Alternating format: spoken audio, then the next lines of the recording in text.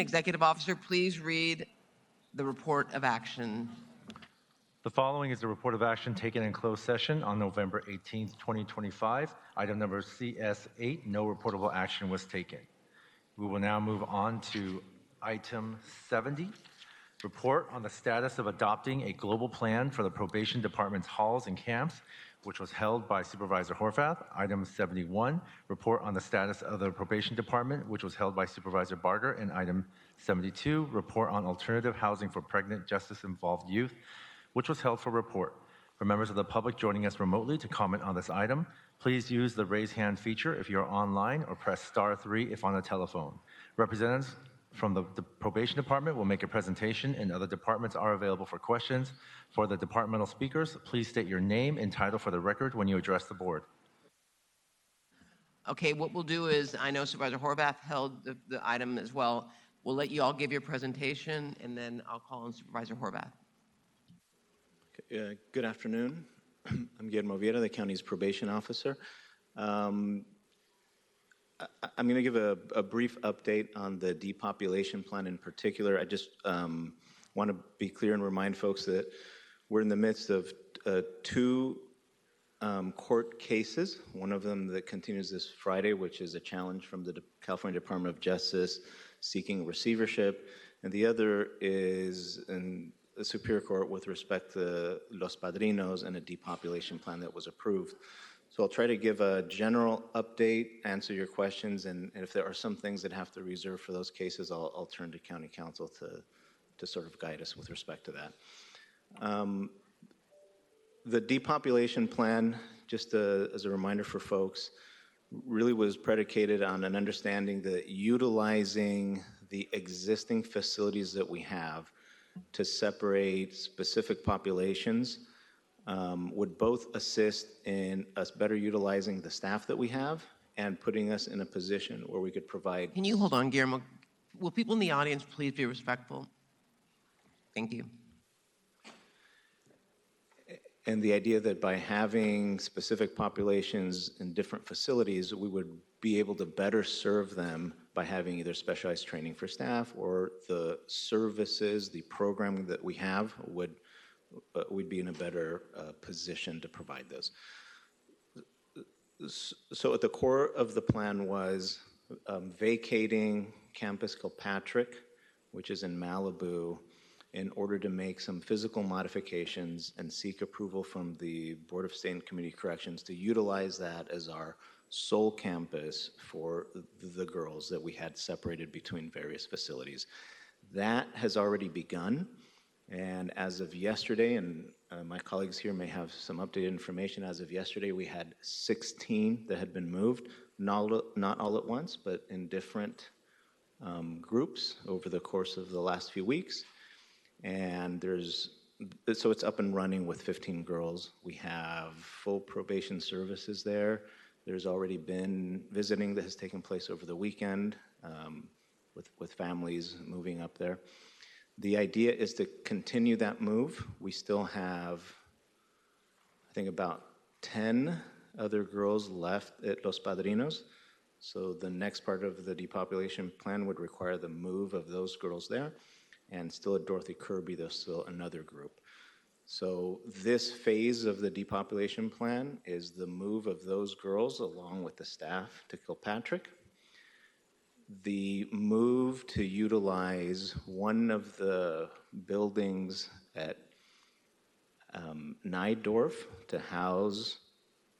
to use as a juvenile hall for those that are on SYTF track has already taken place. There's about 33 young boys there, and we think that will stabilize, and at any given time, that's about how many will be housed there, in the 30s. The next portion after the move of the girls is finalized will be to more fully utilize Kirby in the City of Commerce so that we can alleviate some of Los Padrinos with some of the more high needs or developmentally disabled boys to move to that facility. After doing all of that, and I failed to mention the way that we're using the East camps, which is moving those that have a camp order as quickly as possible so that they're not at Los Padrinos for their assessment. After all that is done, we think here by the end of the year that Los Padrinos should be down to the 200, 205 mark, which puts us at a much better place to be able to meet staffing requirements and provide better services. That's where we are in terms of those moves, and we can answer much more specific questions that I know the supervisors have. Okay, thank you for that. I want to start with the pregnant youth. Can you give us an update as to what's going on with them? Are they still in our custody? Are they moving? What's the status and where are they? Yeah, good afternoon, Supervisors. Acting Chief Deputy Robert Arcos.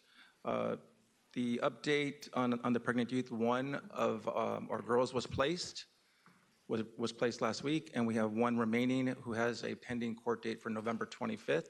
Place means what? Community placement. She went to Mary's Path. Thank you. And the second remains again on a court date for November 25th, and we are working very diligently with our partners in the court on that to get her placed as well before that date, or on that date, I'm sorry. Thank you. And I know it was a significant effort also involving the Public Defender's Office, the District Attorney's Office, the courts, and probation. So thank you for making that happen and help us and the public understand what those efforts look like so we can have an appreciation for what's gone on. I know that the effort that all of our county stakeholders invest in getting our youth to alternative placements as they deal with very significant personal issues, as well as the medical issues, of course, associated with pregnancy, being in our justice system. All of that is very complicated. So I'm glad to hear that that's the case. It's my understanding also that the staff at Kilpatrick do not have OC spray. Is that right? That's correct. I'm glad to hear we're moving in that direction as well. I know that's been a standard of this board, and I'm glad to hear that that's what's going on there as well. I want to thank our probation staff who have found a path to conflict resolution without OC spray. I know that's sort of a floor, but I think acknowledging that we're making progress is important where we are, and so I do want to acknowledge that. For Campus Kilpatrick, can any of you, or maybe this is for Dr. Galley, give us an update on the effort to get to 24/7 nursing staffing?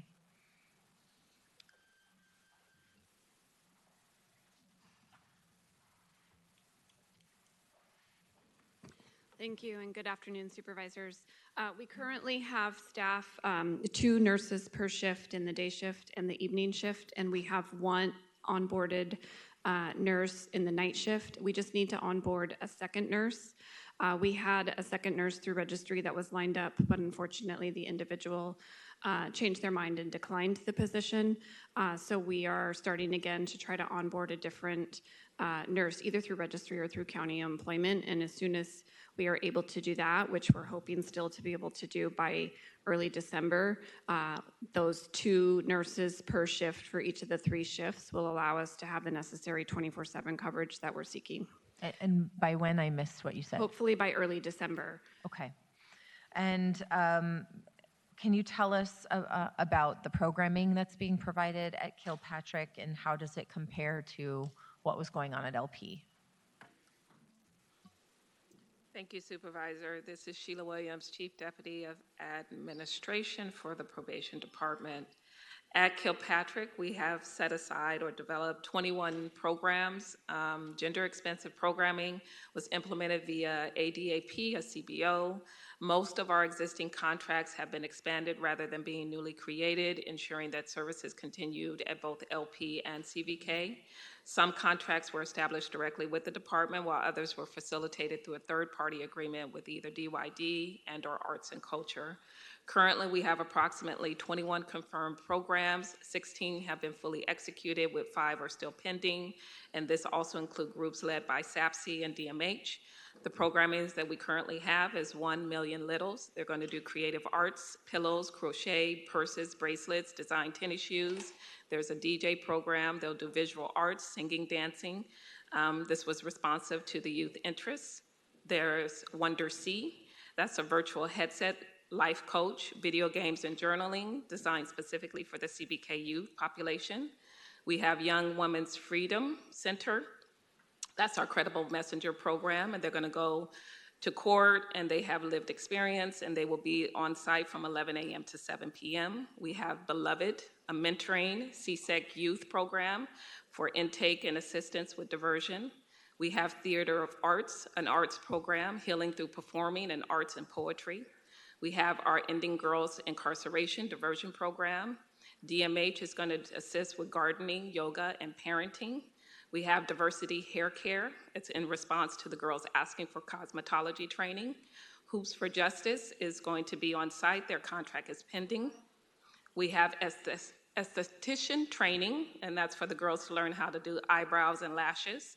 We have a CNA program for nursing. We're looking at creating an all-female soccer program to be stood up next year, an all-female dog program to be stood up next year. We have Michael's daughter. They're going to learn film animation, podcasting, 3 short films, public and private screenings.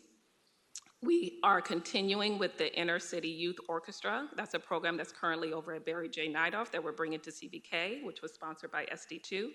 They're going to learn drum training program, and they're going to have concerts with families. We have the Right Girls, we have the Actors Gang, and we have the Asian Youth Center to help with conflict resolution. We have the Asian AM Drug Program. We have Faith, and we have Heidi Deckler Dance. And then, of course, Probation and DMH will continue to do AMMP and DBT sessions with the girls. Thank you. I think that's the most robust accounting we've heard of what programming is available. And how are you, I know that our last conversation, there was sort of an indication between what is sort of on paper available and in practice. How are we making sure that it isn't available in practice? And how are we evaluating success? How do you determine success for these programs? So each of these programs are actually contracts. And so if the services are not being rendered per the terms of the contracts, then we would obviously seek to do whatever we can in terms of what's allowable under the terms of the contract, including cancellation if need be. But then, of course, that would mean that that would reduce the number of programs that we do have available until we can onboard a new contract to take that place. We also, back in March of 2024, developed a notice to all our CBOs as well as county partners about our expectations for service delivery, the expectation for them to arrive on time, not have cancellations, and make sure that they do complete 1 hour of programming as required under BSCC. And then we also reminded them of the security measures that we have put into place, because we do know that some of them are running into some difficulties with respect to getting on site, going through the screening process. We also informed them that they can't be on site more than 20 minutes prior to their programming beginning, and that they can't roam the facilities and those things of that nature. But to ensure that the contract is actually being implemented as per the terms of the contract, we have our contracting monitoring division that should be going out and making sure that whatever the terms of the contract are, that they're actually being implemented. And then, of course, we would need to, because I don't think we have this currently, is develop some sort of quality assurance program, because we need to make sure that whatever service or program that is being provided, that it is making some sort of measurable difference in the young person's life. So that last part, I think, is really what I'm trying to get at. So you have a you don't have a metric yet for. It sounds like you're evaluating if they show up and they're doing what they say they're going to do per the contract, but we don't have a qualitative assessment. So when the chief and I first arrived at probation, one of the things that we consistently heard was there was a lack of programming. So our first goal was to get a sufficient number of programs on board. Right. And then the second phase would be that QA piece. And so that's the part that we're going to start working on now. Okay. And what about Barry J? Same question for Barry J. And Supervisor, thank you for the opportunity, because I want to highlight what you said, which was the next phase here is for us to determine whether the right programs are having the intended effect. That's something the probation has as a next step, which right now it's a best guess, right? It's about, is it something the kids are interested in? Is it our best guess with respect to the information we have in their case file and conversations? But we really can't tell you whether these programs are having a significant effect in future behavior or recidivism. And that's definitely the next step, and we owe that to know whether the dollar is going to the right place and whether that's how we prevent from kids continuing in the system, right? And that's not developed quite yet. And there was also concern too that with Kilpatrick being so far away that we wouldn't be able to get a diversity of programs out there. So it's helpful to hear what is already underway, happening at that location. But on to Barry J. So for Barry J. Nightoff, if you recall, Barry J. and Central were found unsuitable for the housing of pre-dispo. After that, they all got moved over to Los Padrinos, and then of course we heard the concerns raised about a lack of programming. So in response to that, we asked staff to provide us what is the current list of programs that they had available at each of the site. And so for Barry J. Nightoff, there were a total of 11 programs when the chief and I arrived there. Currently now we have 28 different program services and activities, and we're working on the following. We also offer 2 paid work initiatives, one developed by Barry J. Nightoff and the other in collaboration with Boyle Heights Arts Conservatory Mural Program. Additionally, Jail Guitar Doors is finalizing a rap workforce program through Arts and Culture, specifically for Barry J. Nightoff. We recently completed the 5 contracts for PV Jobs, K9 Hub, Game Changers, and Free to Dream Institute, with features of a full music studio. We expanded the number of programs and sessions available through either DYD and Arts and Culture. Efforts are underway to establish a culinary program and a certified barbering program. And of course, DBT sessions are held every Wednesday as a multidisciplinary effort between DMH Probation and the Credible Messengers. And of course, Tarzana provides daily on-site drug treatment services. And if you recall, there was a recent motion for us to expand those services and enhance those that are currently being offered, as well as to make sure they're available within all the institutions. We recently just wrapped up 2 initiatives that took about a year to come into fruition, and that is the Teen Tech Center, and this is in collaboration with Best Buy, the Annenberg Foundation, and the Greater LA Education Foundation. This will create a meaningful hands-on opportunity for system-involved youth.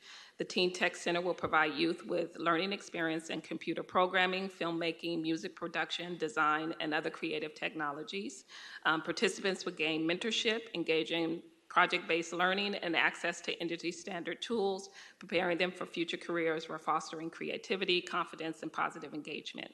We also just finished a workforce development initiative in April of 2025 with the department, the Amity Foundation, and the Office of OYCR. This initiative connects justice-involved youth with disabilities, ages 14 to 25, with education, employment preparation, and individualized support services.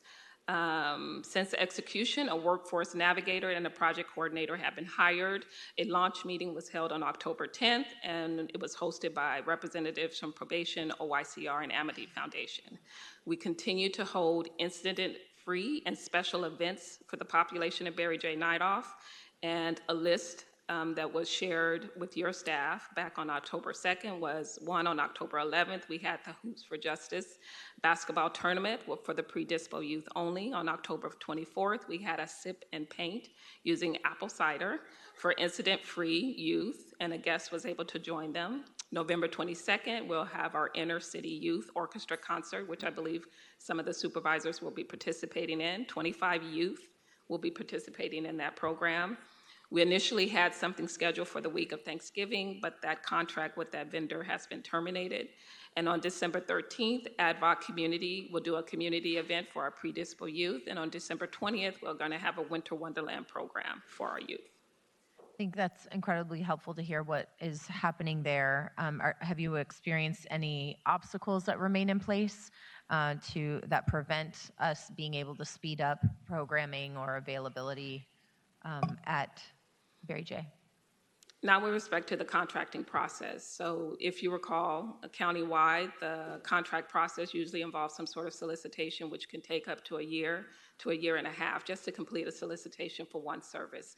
We were able, through the depopulation plan and prior to, we've stood up approximately 80 new program services and programs throughout the 3 facilities with CVK, Barry J, as well as 43 additional ones at LP. Fantastic. How is staffing going at Barry J? So we're meeting our staffing requirements in all of our facilities, shift on shift. And I just want to, I don't want to lose the thread with respect to programming. This is a representation of what's underway and what we have.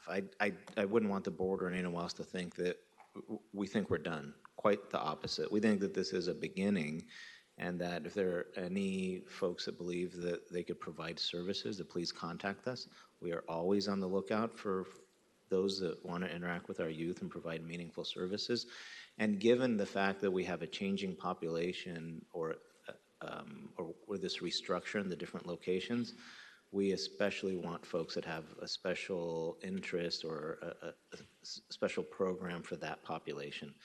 This is the floor for us. We continue to be open, and as we move into the next part, which is fidelity to what the contract is for, and then the actual impact that it has on the youth, we think that this is just the beginning. Yeah, and it's helpful to hear who those partners are, because I know the contracts are a big way programming is provided, and hopefully we get to a place where that it's fewer contracts and more staff who are able to do that. But I know we're not there yet, and so it's helpful to know who is in there, who's providing those services, and how you've had success in working with them. So thank you for that very complete list. How are we doing to make sure that our staff are continuing to support that effort? And has Barry J been approved by the BSCC for operating as a juvenile hall? So we have inspection dates from BSCC with respect to the juvenile hall. Those are upcoming next month, and it's a series of dates. And so each one of the two locations we're sort of at different portions in that inspection process. Mm-hmm. So December, I don't want to be too specific on the dates because I don't remember, but the juvenile hall portion inspections will take place. Okay. And finally, are there any concrete steps or factors you can describe to help us understand the steps being taken to divert or decarcerate so that there are fewer youth in custody? Given I know that we are meeting our staffing requirements, but I think what we saw in our presentation at our last meeting was that staffing is helping to increase staffing is challenging, and so we're not going to be able to staff our way with a huge influx of people out of any of the challenges that we've seen. So are we able to? Are there any efforts ongoing for decarceration or depopulation that we should be aware of? Yeah, I'm not sure what it's tough to figure out what the appropriate number for having totally housed is. It's more about a process of making sure that every individual has every opportunity to either go to a programming when appropriate. The judges still need to make the decisions. I will say that, for example, with respect to the decarceration of the young girls in our system, look, we're talking about a county of 10 million and around 46 that are in the system. And when you take a look at the number of how many opportunities for diversion, I'm using diversion really probably inappropriately. What I mean is after they're with probation, and being able to look for a least restrictive environment, those efforts continue. I don't know in terms of keeping them out of the system, the role that probation is having is sufficient, to be quite honest. Most of the resources have really been surrounding once they're presented to us. It's still a minority of the cases that are filed in LA County. I think the number that I saw recently is when we take a look at the out of custody submissions or referrals for crimes that take place on youth, it's much greater. So to some extent, we're already processing allegations of crimes by minors out of custody. I think the number for last year was something like 4,000 or more, in excess of 4,000 were processed where they didn't even make it to juvenile hall. So when we talk about how many efforts are taking place, we probably should take into consideration that component, which is we're already moving to a non-custodial processing of allegations. What we look forward to is really making sure that the time they spend with us is so meaningful and it makes such connections that they don't come back. That's right. really where I think the gains are Exactly going to be right. made. Part of that is going to really involve our staff. The first component was getting staff to the facility, having enough staff so that we're not turning away vendors and programs that come in. The next step is making sure that we're part of a multidisciplinary team, that it's not that we just have probation officers providing security, that they're actually part of the team that is providing services. And that's traditional probation work, and that does take place by some of our best probation officers where they're doing the actual programming in periods where there isn't anyone else there. That has to be the norm. The norm has to be, and really it's a protection against not having enough staff and creating a positive culture, which is, I really shouldn't be able to distinguish in terms of the way that we interact with kids, if it's an employee from DMH, if it's a probation officer, if it's a vendor. It really should be this interdisciplinary team that's really tackling and keeping them engaged and really working on, what do you want of your life? How can we help you get that? Because you're going to leave here. That's the challenge before us now. I feel confident that we're moving in that direction. If we just take a look at the initial steps, which are, do we have enough staff at the facility to start engaging in some of these? And I believe we do now. It comes at a tremendous cost at some of the other basic things that probation has to do. But that's a step one. This is where we are now. We have to continue hiring. We have to continue looking at different avenues and resources of bringing staff in to work in probation. Now's the qualitative part. Now it's, okay, staff is there. How are we engaging with a young person? Are we making sure that they don't have idle time? Are we really reaching them where they are? That's the challenge before us now. And I don't feel confident in answering where we are there, but that is sort of wrapping our values and our heads around what we're moving toward. Got it. Thank you. Thank you. And actually, Supervisor Horvath, you asked a lot of the questions that I was focused on. But while we're talking about programming, and I do appreciate this, because that was one of the areas that I think, Sheila, you'll recall, I was the most frustrated with, because on paper, it says one thing, and then when you go out there, it's not necessarily, no, it's not even not necessarily, it was not taking place. And when I think about, the programming component, we have an opportunity. I mean, these young people are going to be getting out. It's not a question of if, it's when. And we have an obligation to do everything we can to provide them with all the tools necessary so that they don't come back, right? Makes sense. I mean, you were law enforcement, that's what you'd want. You want them to go out and thrive. So while we're talking about programming, I mean, I know that Dr. Gerardo's here, education, I know we had a motion today, but what are we doing on the educational component? Because when I hear, and I actually really grilled my staff, because when I hear that students who are not complying in classroom are suspended, I laugh, because so what are you going to do? I mean, they're in a locked facility, they're suspended. Ooh, send them back to their room so they can watch TV. It's counterintuitive to me to think that in a locked facility that you are that whomever, I don't know if it's LACO's, the teacher's making the call, I don't know.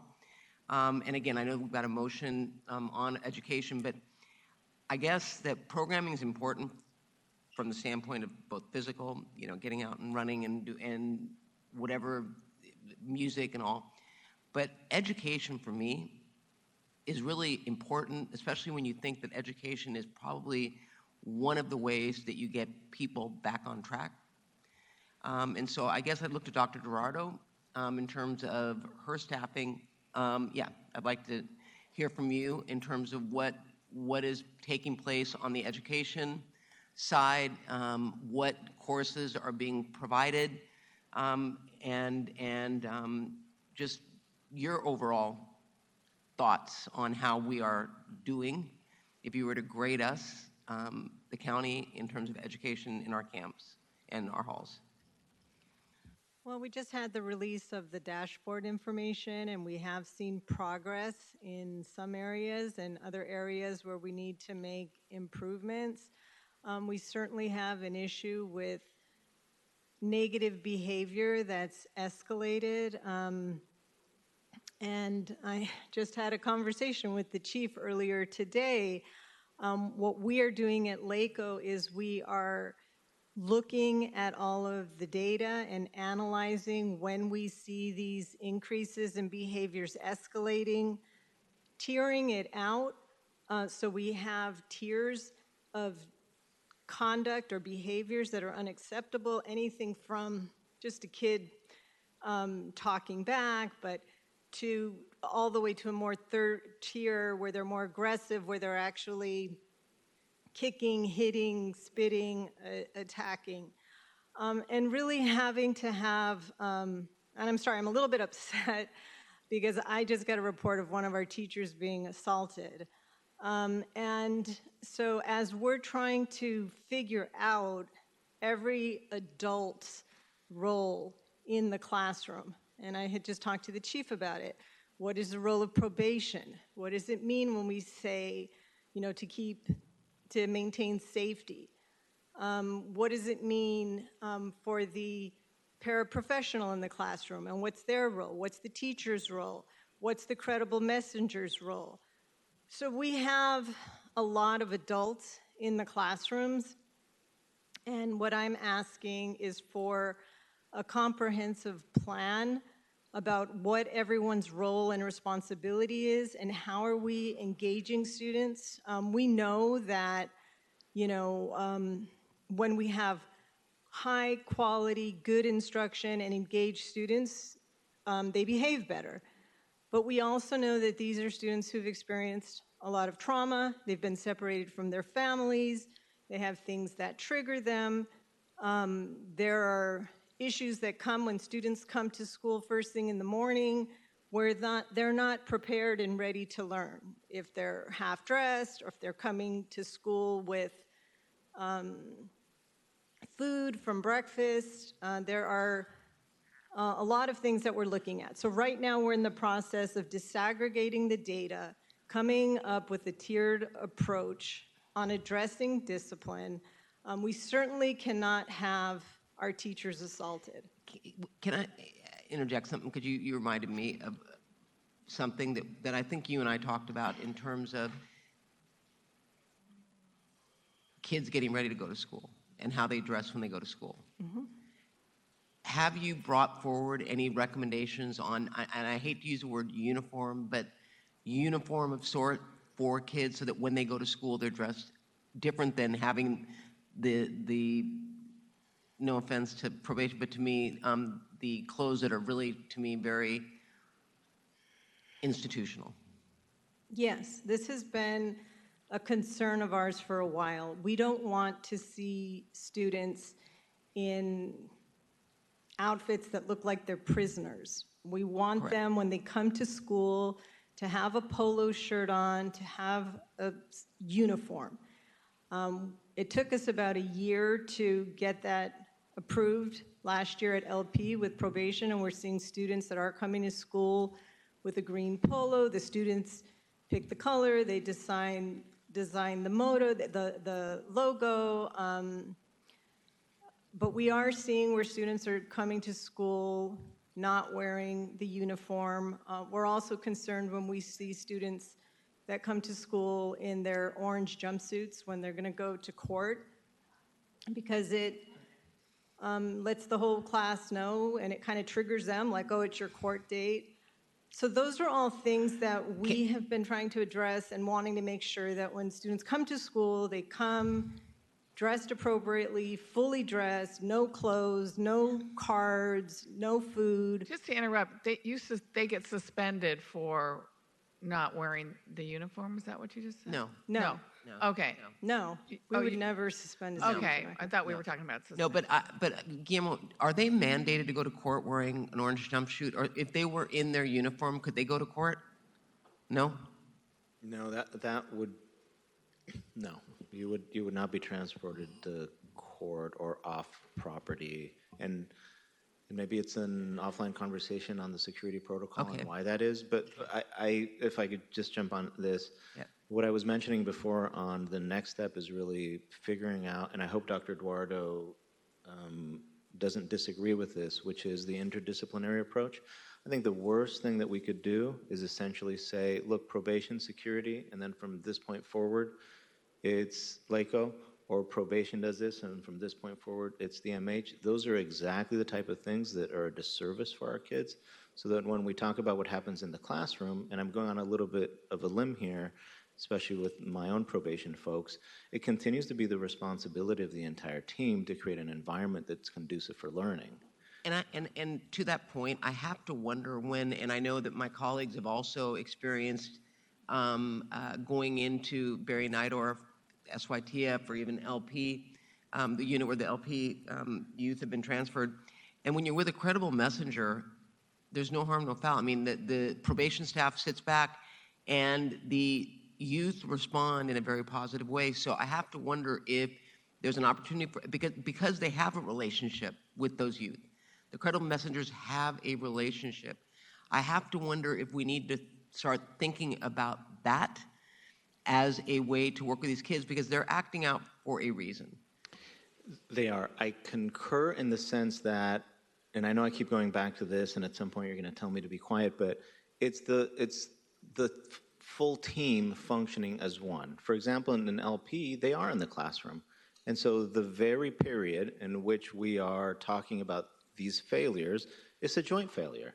It includes DYD, it includes LACO, it includes us. So what I'm suggesting is that the path forward is, rather than these silos, it's that whole team's joint ownership of what happens in that environment, and I don't think the directors will disagree, is probably our next step to get together and figure that out, rather than say there's a failure on this entity or the other. Because remember, most of these kids, or many of them, were already failing the traditional educational environment. Then we're putting them in an even more stressed environment. And so this is going to take every adult in that room, getting them to a place where learning can take place. So in knowing that, back to you, Dr. Dorado, when we know, do we get access to their educational records while they're under our care or custody? I'm sorry, what was the question? Do we get their educational records while they're, in other words, if my child's there and has dyslexia, Yes. and I know my child's not going to tell you that he has dyslexia, Yeah. are you notified by the school, wherever they came from, that they have dyslexia? That's part of the intake process. So as soon as the student is enrolled, we reach out to the previous district of enrollment to access their records. So they don't come to us with their records, but as soon as we enroll them, it's the first thing we do is seek out their records to understand if it's a student in special ed or if they have specific, educational needs. So if I were to ask you to provide for the last 6 months the educational record success of getting that information, would it be 90%, 100%? Do all school districts comply? I'd say it's about 90%. Yes, once we seek out, we have counselors that are working specifically with the district to get the information. But I also want you to know, even when we get that information, placement in the classroom is not based on the educational background or need of the student. Probation places student in the classroom based on safety needs. How can you merge those two? I mean, because that seems I keep using the word counterintuitive because there's a lot I'm hearing today that's counterintuitive. That seems very counterintuitive to me, quite frankly.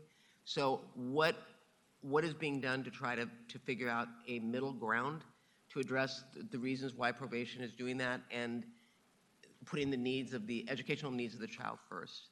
Yeah. So I've explained this to the chief, and he's talked about more shared decision making and working towards that. However, we're not there yet.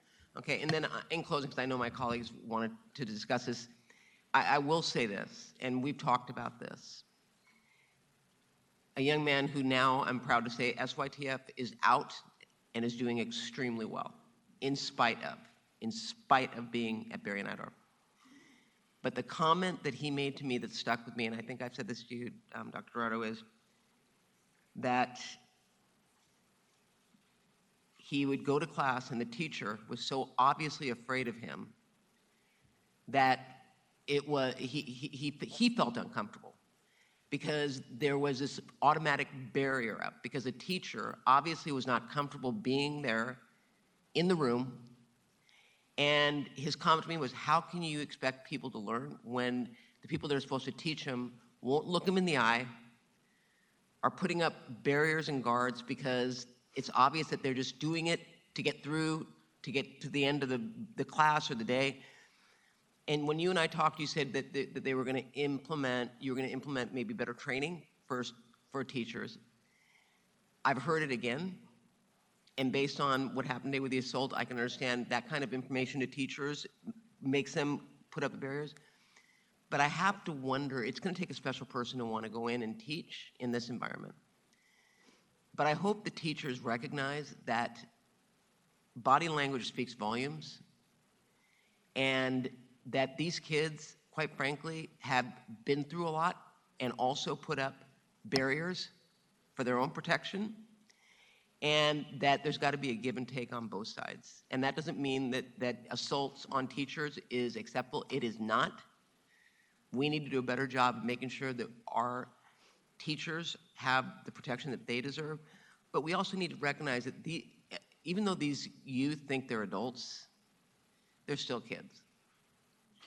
And they are there for a reason, and they are not out in public right now for a reason.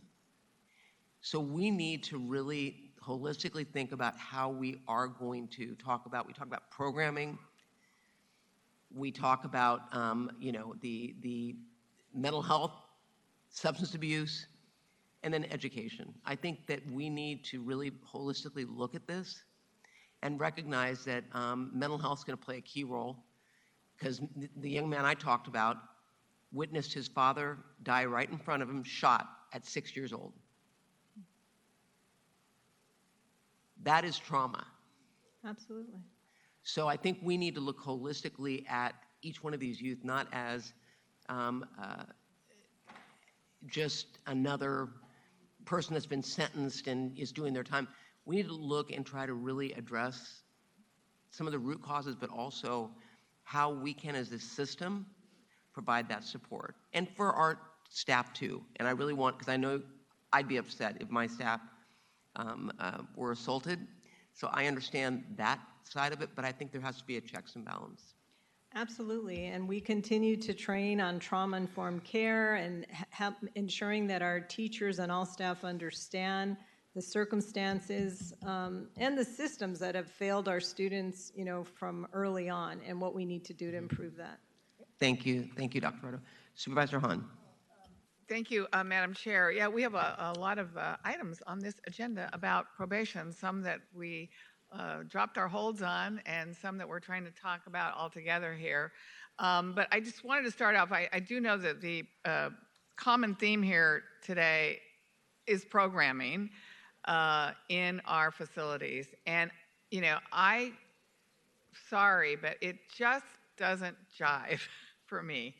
Listening about all the programming, we heard some about the arts programming, it's just not jiving with when I go out there or when we talk to the young people who are just, there's nothing to do. I mean, and to be honest with you, even 2 hours a day of programming is not that much in a full day. That's a lot of hours that, they're not doing anything. So any way that we can continue to lean in, and I know you want to, and you've talked a lot about it, and I'm all there, but it just doesn't jive when I hear you talking about it, and then my experience, and talking to the young people, it just doesn't jive. They're always, when you show up, it's one of the first things they grab you and want to tell you is there just is nothing for them to do. And I see it. I mean, I see them just sitting there, playing video games or watching TV. So something is a disconnect, and I don't know what that is. And I was just going to lean in on Hoops for Justice. And I think you did tell me, Guillermo, that they had been approved to go to Barry J., but they didn't have a contract yet. But then we heard that they were approved to just go as visitors. Is that true? Or are they actually continuing their programming? Do you know? Supervisor, Hoops for Justice has an existing contract that takes them all the way through 2026. They've been approved to do special events over at Barry J. Nightoff. And as mentioned, they had one on, So special events, that feels different than yeah. their usual. So they did a special event, I believe, on October 11th. Hoops for Justice did a basketball tournament with the Predispo youth only. They're scheduled to do some work over at CVK, but they already have an existing contract that takes them through 2026 for LP. Yeah, it was my understanding that that didn't transfer to Barry J. No, it did not. They have an existing contract at LP. I know that. I think the issue was getting them, because a lot of our LP No, their contract population is is on now- hold until after the depopulation plan has been Say completed. that again? Their contract is on hold. The expansion of their contract is on hold until after the depopulation plan is completed. Contracts are based on location, and they're based on the number of youth to be serviced. And once the depopulation plan has been completed, we can determine the number of youth that would be available to be serviced by their contract. We are working on a contract with them for CBK. They have an existing contract at LP that takes them through 2026. No, I got that. I got the LP one. But they do not have a contract at Barry J. I mean, I think I would just ask it again, to not wait till the depopulation plan has been implemented, because I do know that, again, as Supervisor Barker said, these have been credible messengers that really have gained the trust of the young people. And, you know, as we've talked before, anytime we transfer large populations around to different facilities, it's a little unnerving and a little disconcerting. And so to keep that continuity of a credible messenger is something I would still ask for again. And so maybe, Guillermo, you can just look into that and see if you can't extend that contract. If you need help from the board, if we need to, you know, do some emergency thing, I would appreciate it. I will. And I think that the disconnect is, as of today, if they want to go do something following that population, they can. I have approved that. What I think where we're getting a little bit mixed up is that it's the same number of kids, and it's not an expansion, meaning they can't keep all of the money in one location for less clients and then have an additional one. The numbers don't jive up. So I think that's where we're getting disconnected, which is, But it also seems like we're disconnected on what they can provide at Barry J. Is it it just sounds like it. I just will a special follow up on that. event, or is it a Right. continuation of the programming? I got you. So let's just look into that. Understood. And then, Sheila, I think I heard you talk about the music studio as one of the programs. And I was surprised to hear that, because we've been checking in on that, and it hasn't been open, it hasn't been up and running. The music studio that I reference is at Barry J. It's the Best Buy Teen Center. The music Okay, studio that- for LP with 1500 Academy is still underway. It's under That's what construction. okay, all right. Because I think those would be great additions for the young people. I was also going to ask about the plan to move the developmentally disabled boys to Dorothy Kirby. And just going to ask, is that on top of the population that's already at Dorothy Kirby? It would essentially be as the girls move out, it allows more room so that we increase that population there. So the population that's already identified to be there stays. It just gives us more beds because we know we have more demand. Right. I will say, when I went out to visit there, I was very impressed with the staff and their collegiality with each other and with the young people. It really was impressive. It was a different vibe there with the staff than I've seen at some of the other facilities. I mean, they also do on their own special events and special meals, and they like to celebrate different holidays throughout the year. So I just hope that we can give them the support they need, as this population is really dramatically going to change for them. Absolutely, and I think that's the strength of this, which is essentially we know that we have staff that is committed in particular areas, and they really have it on their heart to service that population, and I hope that this can allow for that. But I wanted to just address, because you mentioned something incredibly important, Supervisor Hahn, which is essentially we're reporting what the contracts are and that are underway. And you're asking, or you're essentially saying, look, I've got a litmus test which is me, and when I go, this doesn't appear to be so. And I think you're right to bring that to our attention, and we're probably due for an overall audit between the departments onto what's actually happening and for the fidelity in those contracts. So I think we'll take that as a sort of an urge to Right. say, let's make sure that these things we're Right. reporting And are I would lean into the auditor controller, who is doing the audit of Mm-hmm. the programming and is still looking for some documentation just to. No, and we don't have a lack of folks doing independent audits, like, for example, POC just recently went out, but I think Yeah. it's incumbent upon, we'll Yeah. take you up on it, us to just say, look, let's make sure that on an Yeah. ongoing basis, so yes. Yeah, I appreciate that. My last question is about, so I went and visited Barry J. A couple Saturdays ago, and many of the youth who are enrolled in the college program, they're only allowed to go once a week. And as we were saying, it is the key to them probably when they finally are released to really setting them on a pathway to a career. And there's such a hunger for them going to school, going to class, but they were only allowed, one of them told me, they were only allowed to go once a week. And he was wondering if they could go more to classes for college. Supervisor, do you mind? We have Dr. Corral, who's in charge of our education services, to answer that. Is that an Sure. appropriate addition?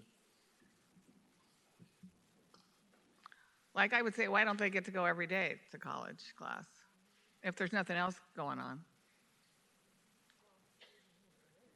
Well, even if there is, you're right.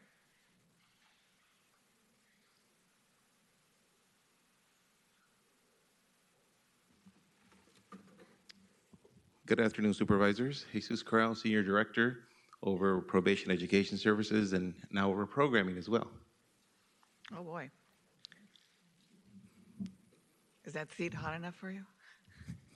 So I'd been out visiting at Barry J, and one of the young men who had just come from LP, and I've been very impressed at LP. They were doing classes with Cerritos College, and I guess at Barry J they're now doing classes at Mission College. But this one young man who has really turned his life around and is really on the right path was questioning why they couldn't go more to college classes than just once a week. Thank you for your question, Supervisor. Now, I can't speak to this one particular young man because I don't know what classes that young man is enrolled in. But what I can say is that at Barry G. Nider, we have a robust college program with our partner Mission College, where we have young people, we have dedicated space there I where was young there. people go and attend college. I was there. They go, we have the bungalows back by the pool area. I was there. And the young people go to we have a schedule in which young people are transported there.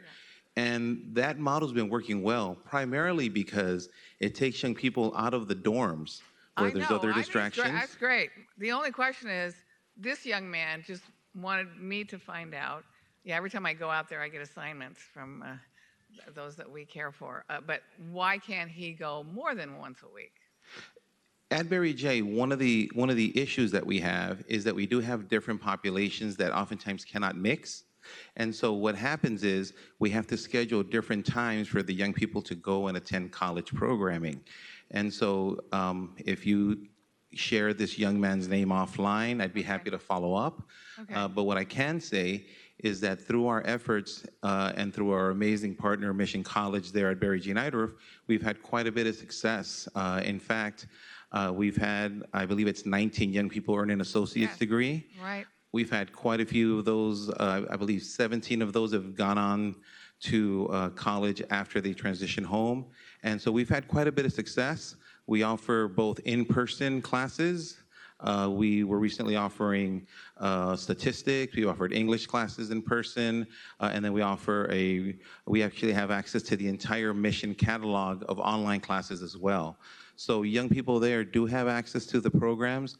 We agree. I mean, in terms of... And could you just look into that for me? Absolutely. I mean, I don't know if it's just this young man, but I'm sure it might be a common request to let them go more. And by the way, the staff that staffed the bungalows. The proctors kind of are one fantastic. They have been with the department for a long time, and they have a real love and concern for these young people and helping them to get the education that they deserve. No, we certainly appreciate that. Those are all I mean, when was the probation. last time we had heard anybody say they wanted to go to school more? So I just think we ought to capitalize on that. And those young people are, I'm sorry, those adults that are supporting the young people are probation employees. I know. And I agree with you. They're dedicated.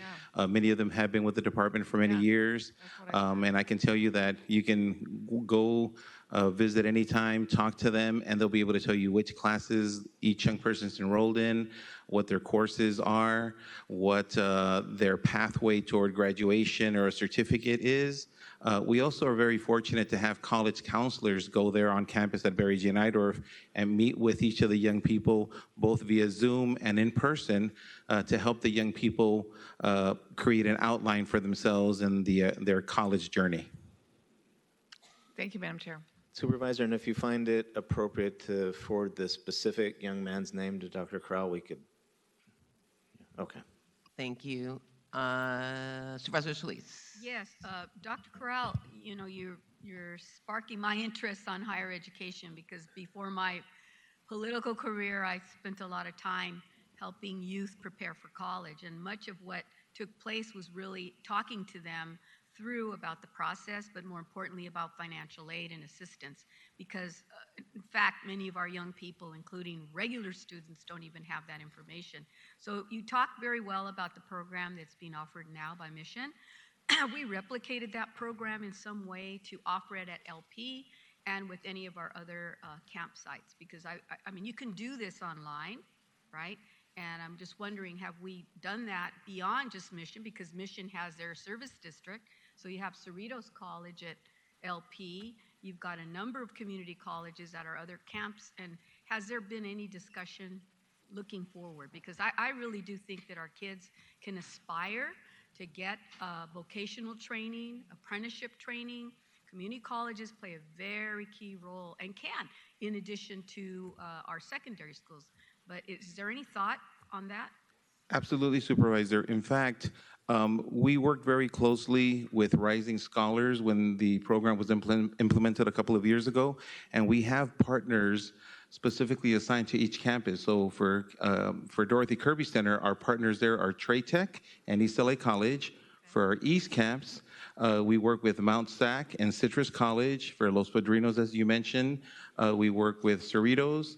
And for Campus Kilpatrick, we work with a combination of West LA College and Mission College, and then Barry J. Nidorf is Mission College. And are we keeping stats? Because again, it goes back to recidivism and what is our success rate? And I'm sure they have information if the student continues to enroll. So it'd be easy to extrapolate that information and put together something and track ourselves. Who does, I mean, sometimes you can even get competitive with the community colleges because they want students. That's a good point. I'll let Dr. Corral answer this, but more importantly, with respect to persistence, meaning how many of the kids are continuing with the class and competing, that's... Yes, we absolutely keep stats. In fact, I'd like to acknowledge the fact that working with our partners, we keep statistics on the grades earned. We keep statistics on how many young people have to drop a class. And we even have a process in place where if a young person transitions between facilities, like right now with the depopulation taking place at Los Padrinos, we have processes in place so that if a young person, for example, starts a course at Los Padrinos and then is transitioned over to Barry J., they're able to finish that course. And then once the semester's over, they transition into the new program with the partner at the facility that they transition to. And that's great. I'm really happy to hear that. And you know, I can't forget the experience that I had, and I've said this a couple of times at LP. In one classroom that I went to, there were maybe 2 or 3 instructors there. And Guillermo, you didn't go in that classroom with me. However, I was blown away by the students and the interaction with the teachers. One student, and I don't know where he's gone on to, but I'm pretty sure he's going on to an Ivy League school. He was so smart and so meticulous and was outstanding in terms of cybersecurity. He understood everything. And computer education, I mean, just blew people away. And their only ask was just to have more equipment made available. And I get it, you have to be careful what tools and what kinds of things are available, but in a situation like that, I think we want to encourage that kind of growth and use that as an example to show what can be transformational for these students and how their impact can help also serve as kind of a mentorship for other youth that are there. And I just saw that reflected in so many different ways.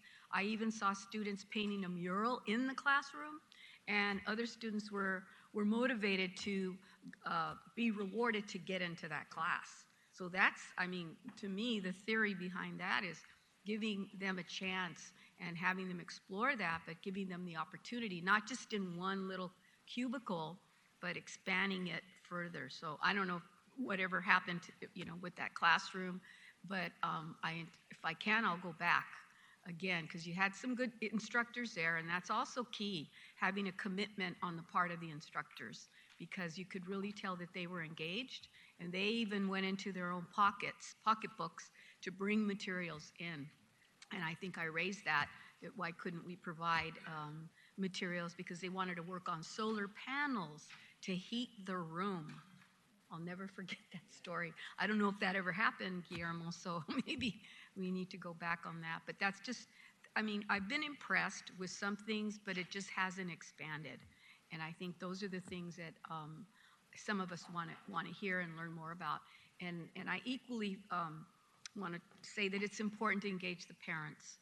When their child is successful or maybe not successful, having that discussion with the parent, or not just the immediate messenger that's there that's been with them, but also getting the family engaged in some way, because eventually they'll go back to the family or the family will come visit them regularly. And I think parents, especially parents that may not have had formal education, really appreciate that something good is happening while they're in our care. And I kind of picked that up when I would go on some visits there and run into some parents. So I think that's very important, to be able to have that relationship. Okay, that's more of a comment. I did have a question with respect to healthcare, and I know Supervisor Horvath raised the issue about young pregnant women and healthcare overall and access.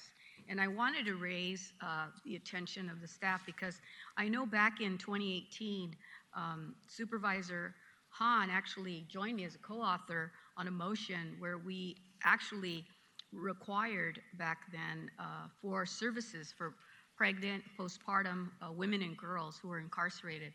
And at that time, back then, DHS reported back in 2017, there were 1,039 girls in our care.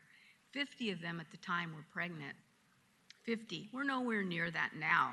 However, there was, DHS reported that there was prenatal care that was provided at LAC USC. They had access to medical, dental, and mental health, and also received appropriate diets and offered parenting programs, family therapy, among other things. I would like to know where this is reflected in our policies for probation, if that has been noted, and if Dr. Galley, you could tell me where we are with that, if that continues, if this effort still continues based on that motion.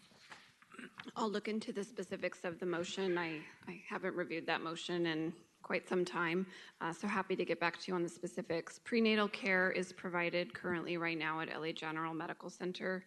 We are looking, just as the youth are potentially transitioned in the future, to Camp Kilpatrick, about whether or not it might make more sense to transition that prenatal care to Olive View Medical Center. It's slightly closer.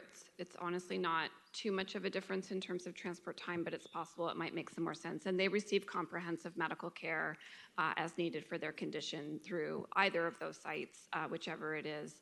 But I'll have to get back to you about the specifics of the particular diet or programming and the most up-to-date policies in that regard. Right, and I would just go further. I know on this memorandum that was shared with us on November the 18th of this year, I looked through it to see where there was a description, if any, on how we deal with housing medically fragile youth. And under there, it says codes for special handling, and you have one section at the end, the bullet says P, pregnant, established from the medical record, self-report, and subsequent medical findings, parental interested party reporting the report or other reliable source, establishes special needs, requirements, and possible precautionary measures.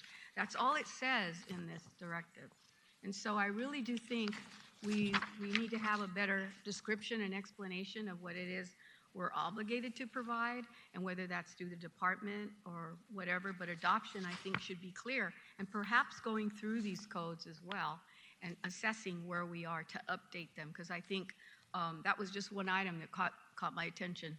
And I know we're doing more, but it's not reflected.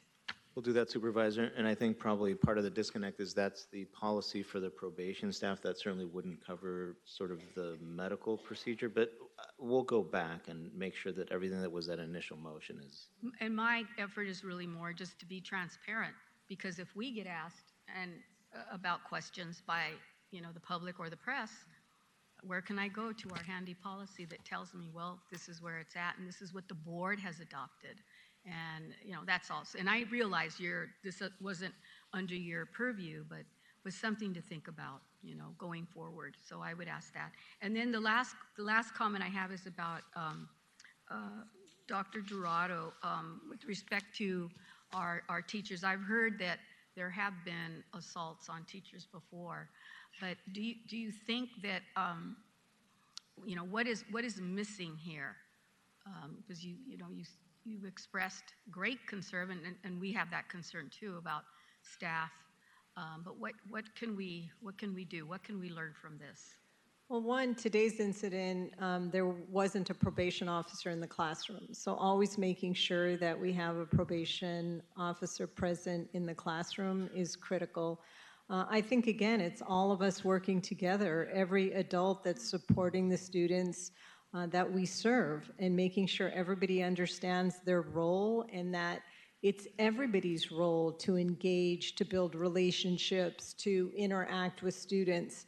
It's not a matter of coming into the classroom and sitting back and just watching as an observer, but really everybody has a role in engaging with the students that we serve. So number one, I'd say making sure that in order for everybody to feel safe, that there is a probation officer in the classroom, that when students come to school, they're not bringing food with them. Today's incident was students, and I've seen reports of this, bringing milk cartons into the classroom and then urinating in them and then throwing them at teachers or at other adults. So that's one of the reasons when we say we don't want food in the classroom, there's a reason for it. So just making sure that we're following through with the policies that we have in place so students come to school ready, prepared to learn without food or cards or games or anything else that can distract them, as well as all of us just coming together and really understanding what our role is, and from all of us, like I said, strong first, high quality instruction, credible messengers that have established relationships, that are working in the classrooms, encouraging students to participate, probation doing the same, our paraprofessionals doing the same, and really making sure we have a comprehensive plan on how we engage with our youth. Thank you. Did you want to respond? No? Chief? No, I sort of have this practice of not commenting before I get all the facts. What I can tell you is that obviously horrified that a teacher was assaulted. The superintendent is now doing a review to ascertain the facts and to see how we can prevent this. What I will tell you is if in fact there wasn't a probation officer in the room, that concerns me. I know that we've had a practice in some locations in the past of posting the probation officers outside, some at the request of other departments because they wanted to have some. I don't support that, and we're certainly going to go back and make sure that, like Dr. Eduardo described and I described earlier, that we're functioning as one team of adults, providing an environment that's supportive for their education. Thank you. Thank you, Madam Chair. Thank you. Supervisor Mitchell. Thank you very much. Supervisor Solis, thank you for sharing those statistics. I think that we, the collective we, the community board, get so consumed in our work to try to make the system the best it can be today that we forget how far we have come. You know, to think that there were 1,000 girls, 50 pregnant in 2018. And I remember those days when our systems were very different. They were overwhelmed. That was back in the day when the state had CYA. And so when you really think about it in a very short period of time, we have, probably led by LA County, Care First, really transformed the way juveniles are seen and treated statewide.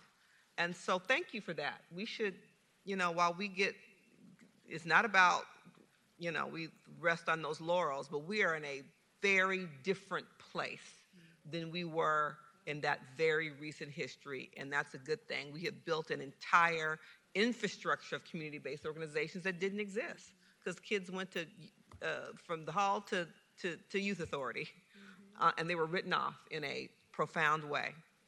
I will say, and it never ceases to amaze me that the kinds of things we're talking about today are not new. And I don't know why the collective we again can't figure this out. I don't know why. It is so hard for us to fix it. So that, those are the things that wake me up at 3 a.m. And I'm glad to hear multiple departments here acknowledging that it is all of us, because I hope the clear message all of our departments are hearing from this board is every adult, whether you get a check from health services, county office of education, or probation, that is in a carceral setting where juveniles are, we, the board, the policy setting entity, have an expectation because those children belong to all of us. And so we are expecting that they be treated accordingly, like our children. And so I hope that this is a consistent message that all the people who work for the county, who work in those spaces, understand. Thank you to my colleagues. I had a lot of similar questions. I want to talk a little bit about something that came up in the Probation Oversight Committee meeting very recently, and that's talking about the roles that deputy probation officers play in their communication with the courts on behalf of our youth, either in the recommendations they provide the court or the various reports that they're responsible for completing. The supervisors sign off on, and a couple things. Those reports should be objective, not subjective. So I want to know that we have a high level of confidence that they are indeed objective. And like, how do we know that? What's that review process? And then secondly, if the court provides feedback on the quality of those reports, and if so, how was that addressed? And I'm really speaking more systemically versus kind of on an individual, DPO basis. Yeah, thank you, Supervisor, for raising that. Yesterday, Director Suzanne Lyles from our Juvenile Field Services went into, I think, quite a bit of detail on what that looks like and how that happens, all the way back to citing the legislation in 2023 that was requiring the updated training for all of our probation officers to understand the criteria required in those reports. And I think there's always room for improvement, and I think we're open to going back and looking at how we can continue to have ongoing and continuous training. That was something that was asked of us through the POC to do, and go back and revisit that. The sampling of the reports that were cited by our director was very few that were brought back to us by the court for a review. And but again, those are the only basically anecdotal stories that she was able to tell about that. But we were very open to listening to what the POC was raising on those transfer motions and what they look like, and the importance of it being objective, and the quality behind those reports in support of those transfer motions, because they're very serious. And I'm assuming that it's not an issue in terms of quantity that DPOs are doing that. They're providing those reports to the courts. Or should I not assume that? No, we shouldn't assume. Part of the strain on the system has been having sufficient DPO2s to produce timely reports. And our own assessment has determined that we're missing the mark on too many occasions on providing timely reports to the court. And to that end, we recently restructured and we have a deputy director now over specifically court offices, so court services, and juvenile supervision. So we've internally, this is very recent, restructured to give more attention to this issue, to make sure that they're getting the resources. But because of the pull to the juvenile halls, a lot of these have been done on overtime, and something's always lost when you have too much overtime being utilized. Quality suffers, and so to that end, that's why we've done some of the restructuring. I will say, quality is always an issue when it comes, one of the main functions of probation is to be a neutral party to the court. But the public defender and the district attorney are represented for those interests of the people but what we do is give independent and neutral information to the court. Right. And to that end, no reports go without a supervisor signature, and now we've added another layer where we're going to be doing sort of these partial reviews to make sure that we're not missing the mark. But what I will say is we are stressed in terms of having sufficient probation officers to do this at a better pace. That is absolutely true. And really, it's the dedication of our court officers and our report officers that they do overtime specifically to make sure that those go in. But no, this is an area of improvement in terms of the services that we provide the court. We have a commitment to them to do better in this area. And by the way, I just want to mention, because I've seen examples where we miss the mark in both directions. We miss the mark on sometimes probation officers becoming advocates for a particular outcome for a young person, when in reality, the facts are what should be presented. And then we miss the mark when a young person is violent within the facility and So I think this new structure is going to help make sure that That it's truly objective. that it's truly And objective. it's balanced. I appreciate that. One last question for me, Madam Chair. I often ask about population, decreasing, and I'm clear that some of that is outside of your control. And I know that we've had an increase in some areas. So I'm wondering what probation is doing within the department, your own control, to reduce population.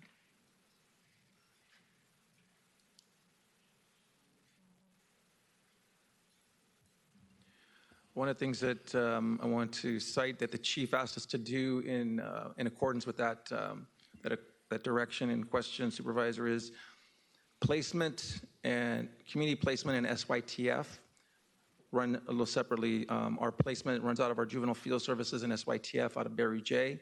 The chief asked for a strategy to have a single point of contact overseen both in the way of communication. Like, what are we doing to place a sense of urgency in these areas and not wait and not delay and not get in our own way with it. So rather than,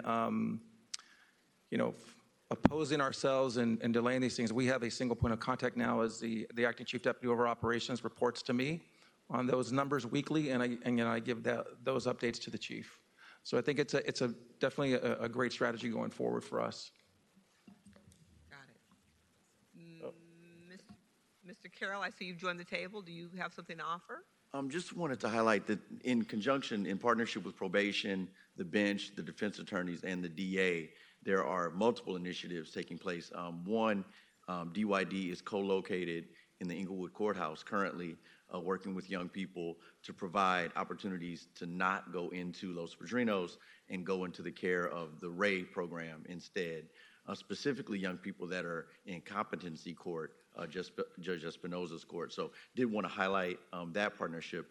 Also, earlier when you all were mentioning the girls and gender expansive youth, there are 17 girls that, again, in partnership with probation, the bench, the DA, the defense attorneys, their situations are being reviewed for potential release either to a CBO, a third-party CBO, or to the RAID program as a potential. Those particular young people are primarily in custody because of violations in community custody requirements. So there are some things that are taking place in partnership with probation, but with multiple other partners. And are those CBOs in a position to kind of expand? Can we grow those numbers? Can capacity? Resources are a concern. Resources are a concern, just to be 100% honest. We are almost. Resources, you mean resources as in budgets in DYD or probation to pay for those beds? When you say resources, what does that mean? Well, a little bit of everything. So budgets to pay. So the RAID program isn't beds; it's wraparound services where they're living in community. So we had 400 openings. We are almost at capacity, and we're not even 8 months into the program. So we do think that there are some resources we can move around and add some new slots as of January upcoming. Those are not beds, but they're Those are wraparound services that the court has been willing to release young people into the care and use that as a condition of release in some cases. And not to sort of be the bearer of bad news or be sobering here, but probation has all but been removed in the true prevention work at this point. And when I think of traditional probation and engaging young people at schools and in communities and as the kids of those that are in the system, all of the things that we know have probably a greater effect down the line, either by policy decisions or by resources, we've albeit been removed from that piece, and it's not until they're actually tapped to enter the system that we participate. That is fair, and I would say accurate. I agree. That is kind of where we are. I agree. Thank you very much to all of you.